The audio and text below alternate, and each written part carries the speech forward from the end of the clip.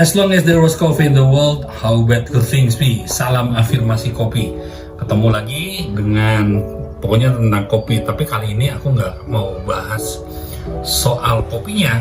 Nanti lagi kita bahas tentang kopinya.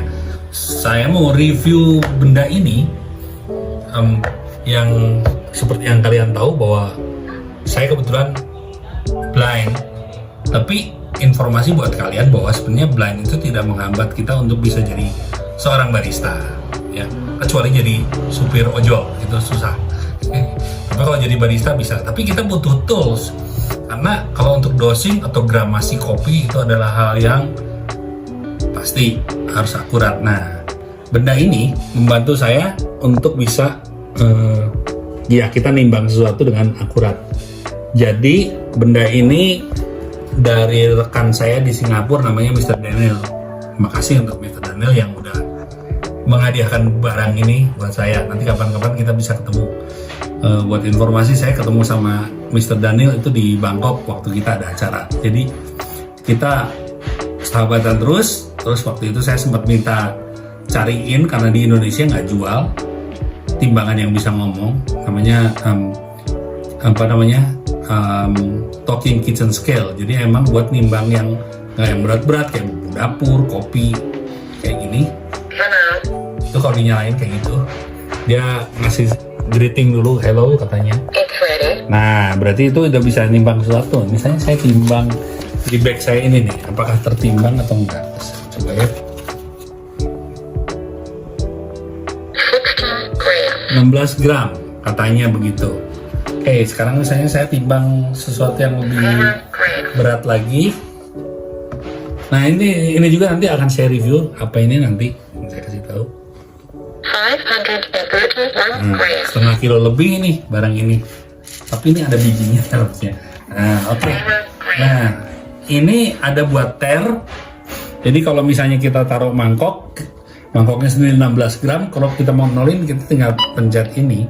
Terus ini kayak buat ngatur gram atau segala macam. Ini buat matiin. Goodbye. Nah, kalau dimatiin dia ngasih tahu kenapa harus goodbye.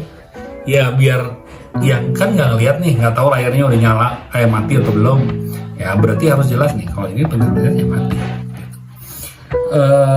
Terus ini ada saklar-saklar di sini ada untuk ngegedein suaranya sama buat matiin. Ini pakai baterai tentunya. Nah, jadi sayangnya kalau timbangan-timbangan biasa murah banget ya, cuma 100.000 perak, 100.000 perak bisa. Cuman kalau ini ya gimana ya? Jadi jari orang blind itu benar-benar mahal. Jadi ini tuh 1 juta lebih, 1,4 macam-macam sih. Kebetulan yang benda ini segitu kira-kira. Terus saya juga harus bayar cukai pas barang ini nyampe. Ya untungnya Mr. Daniel berbaik hati memberikan ini buat hadiah biar jual kopi luar laris. Amin, mudah-mudahan. Oke, itu kira-kira timbangan kayak gitu ya. Jadi sekarang kita bisa tahu bahwa saya bisa benar-benar akurat ketika saya bikin house blend atau bikin, kalau istilahnya di afirmasi kopi itu Arabusta. Jadi campuran antara Arabica dengan Robusta. Nah, berapa persen itu rahasia. Oke ya. Berikutnya ini. Karena saya suka keliling ini sama ini. Karena saya suka keliling-keliling nyoba-nyobain kopi, ini tuh jadi hal yang penting. Karena kalau kita mau nyobain di tempat, ya tentu harus bisa digiling. Tapi kalau harus pakai hand grinder yang ini capek deh ya. Ini sayangnya dia benar-benar, oh ya ini electric grinder ya. Apa ya namanya, chargeable. Jadi yang kecil lah. Ini nanti kopinya akan tumpah ke sini. Masih ada bekas biji. Nah, terus biji kopinya di sini. Oke, tuh.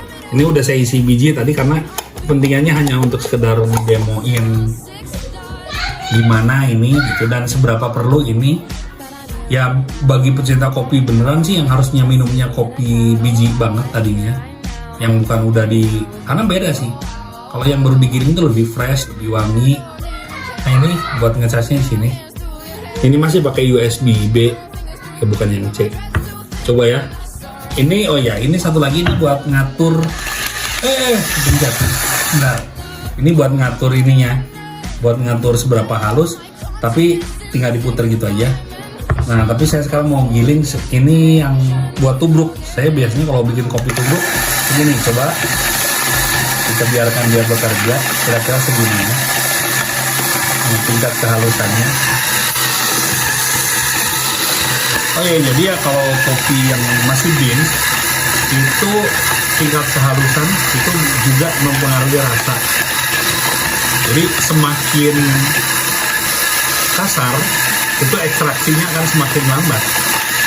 Makanya rasanya itu pasti lebih gimana kalau misalnya kebetulan dia arabica asam, itu asamnya itu akan lebih terasa kalau gilingannya agak kasar.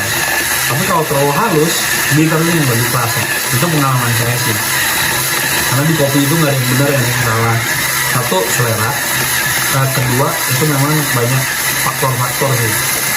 Gitu kan. Misalnya dari biji kopinya sendiri, dari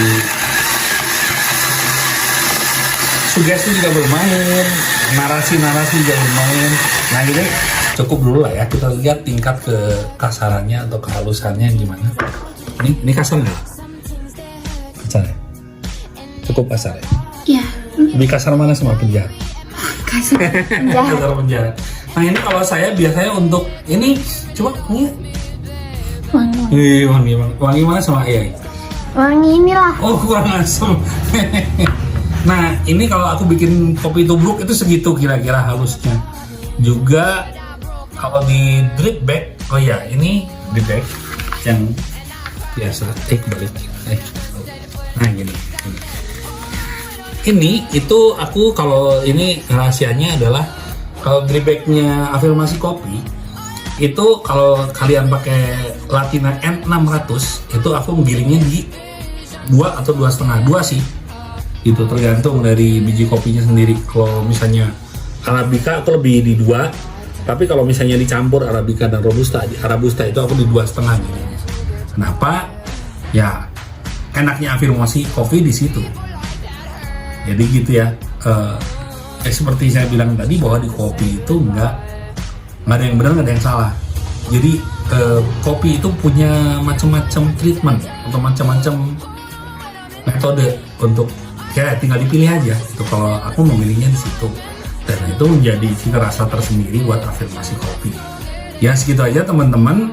Sekali lagi untuk yang mau mencoba bagaimana rasanya beans atau bubuk Afirmasi Kopi atau drip bagnya, silakan nanti ditulis nomor dicatat nomor yang ada di description. Nanti boleh tanya-tanya dulu atau pesan dulu langsung, boleh silakan.